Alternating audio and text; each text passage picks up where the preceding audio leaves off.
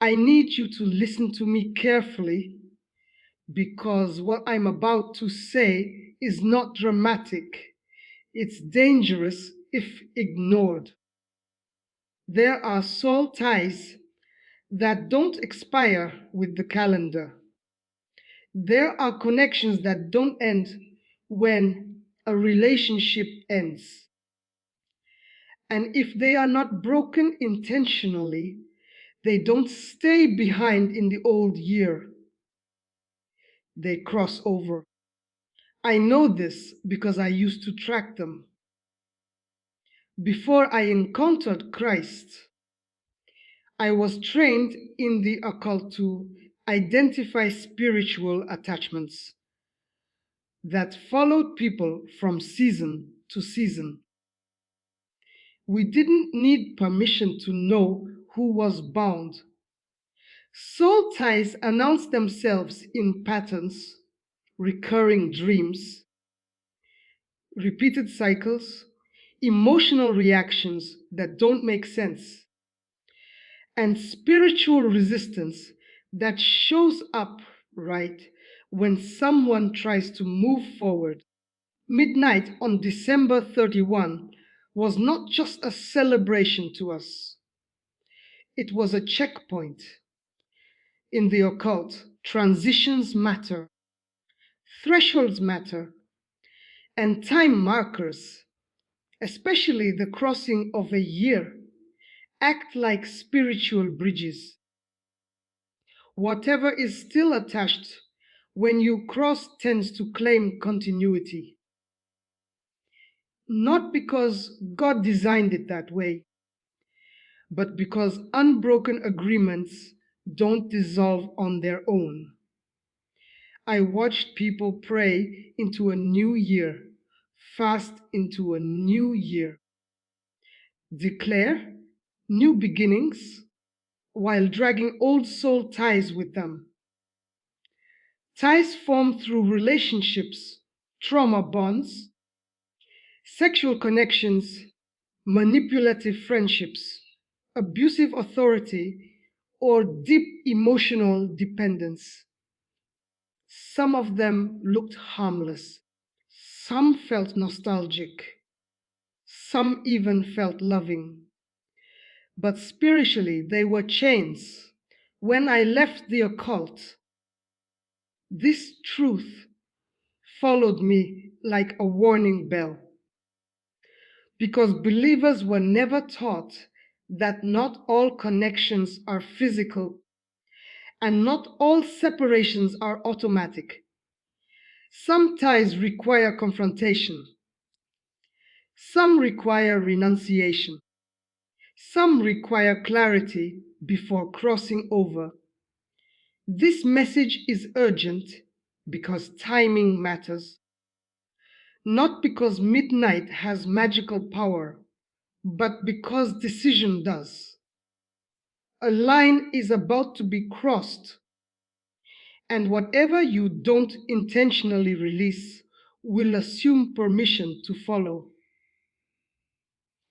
I'm not here to condemn you. I'm here to warn you before it costs you another year.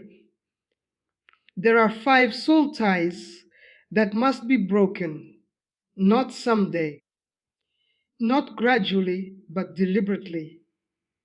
And once you see them, you won't unsee them. This is about freedom, and freedom favors the aware.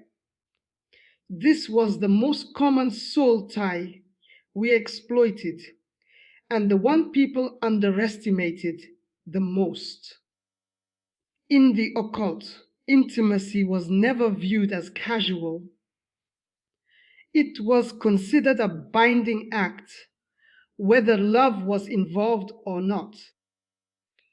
When two people connected deeply without healing, without covenant, and without closure, something formed that didn't disappear when the relationship ended.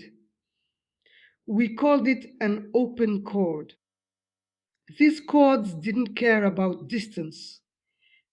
They didn't weaken with time. In fact, time often strengthened them because memory, longing, regret, and unresolved emotion kept feeding the connection. I watched people move on physically, new relationships, new cities, even new marriages, while still reacting emotionally to someone from years ago. Random thoughts, sudden dreams, emotional waves that didn't belong to the present. To us, those were signs the tie was still active. What made this dangerous wasn't the past, it was the lack of healing. Intimacy that occurs in brokenness tends to bond through pain instead of peace. And pain based bonds don't dissolve naturally, they wait. We knew when a tie was still intact because it resisted progress. Every time someone tried to step into purpose, the past would resurface, not always dramatically, sometimes subtly.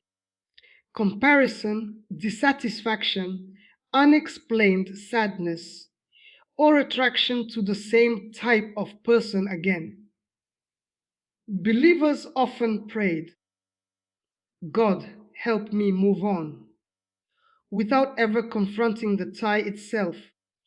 But prayer without renunciation leaves agreements untouched.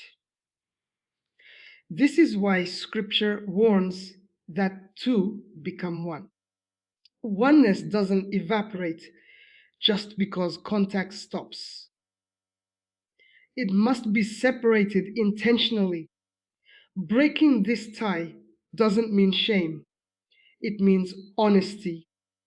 It means acknowledging where intimacy formed a bond that God never intended to carry forward.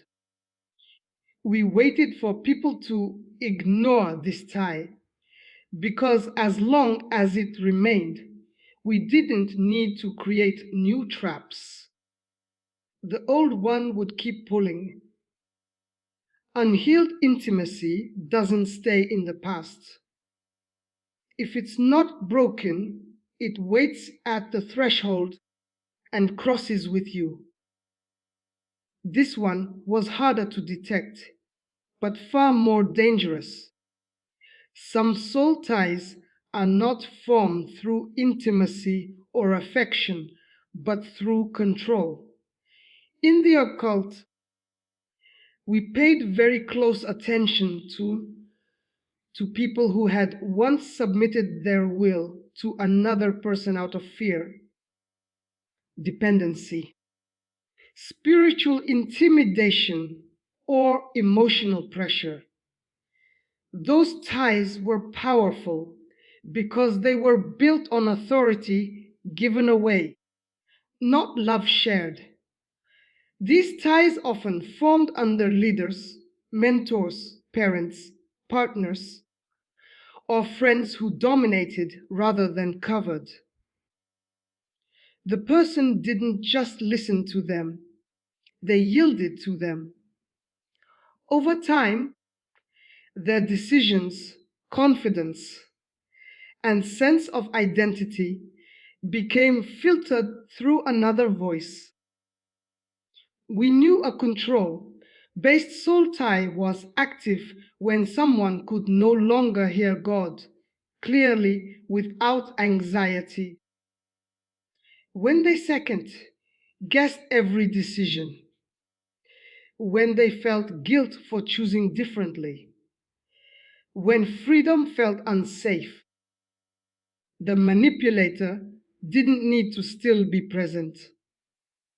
In fact, distance often made the tie stronger because fear filled the gap. Statements like, what would they think? Or, I can't do that without their approval, was spiritual evidence to us that the cord was still intact. Spiritually, this kind of tie mimics covenant, but without love. It creates loyalty without safety, obedience without peace. And because it involves authority, it resists breaking unless confronted directly. Believers often confuse honor with bondage, but honor doesn't silence your discernment. Control does. And any relationship that punishes independence or obedience to God is not covering its captivity. We waited for people to pray for clarity while still honoring a voice God had already removed. As long as that voice remained unchallenged internally, access remained. Breaking this tie requires renouncing fear based obedience. It means reclaiming your will and submitting it back to God alone. Until that happens, the past doesn't just influence you, it governs you. Control based soul ties don't fade, they rule quietly until they're broken.